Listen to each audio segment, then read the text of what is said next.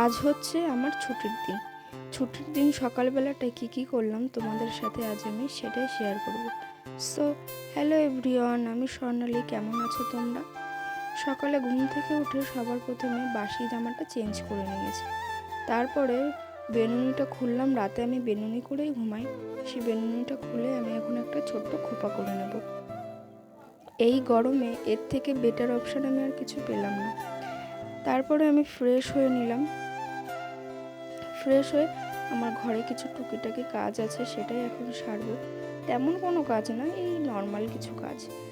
সবার প্রথমে বাসি ঘরটা ঝাড় দিয়ে নিচ্ছি। জানো তো, কালকে আমার দিদিরা এসেছিলো, আমার দিদি ভাগ্না ভাগ্নি।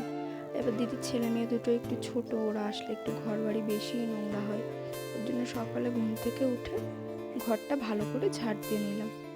জানো, কাল রাতে আমি ঘুমানোর সময় ভাবছিলাম যে কালকে আমার ছুটি, আমি কালকে একটু লেট করে ঘুম থেকে উঠবো, কিন্তু সেটা আর হলো কোথায়। আজ আমার ছুটি, আজকেই আমার তাড়াতাড়ি ঘুম ভেঙে গেছে। আজ আমি ঘুম থেকে উঠেছি 6:30টায়। অন্য দিন আমার কাজ থাকে, একটু কাজের প্রেশার থাকে, সেদিন আমি 7টার সময় ঘুম থেকে উঠি। 6টার সময় উঠতে গেলেও আমার খুব কষ্ট হয়, মা ডেকে ডেকে তোলে আমাকে। জানো, আজকের আমাদের ওয়েদারটা, এখানের ওয়েদারটা খুব ভালো। ঝিরিঝিরি বৃষ্টি হচ্ছে, ঘুম থেকে উঠেই সেটাই দেখলাম। তারপরে ভালো করে বিছানাটা গুছিয়ে নিলাম, দেখতেই পেলে। তারপরে আমি একটু জল খেয়ে নিচ্ছি।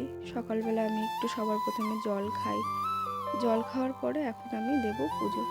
আমাদের বাড়িতে গোপুসোনা আছে, গোপুসোনাকে তুলবো এখন ঘুম থেকে। মা অন্যান্য দিন দেয়, তবুও আজকে আমি একটু দিলাম।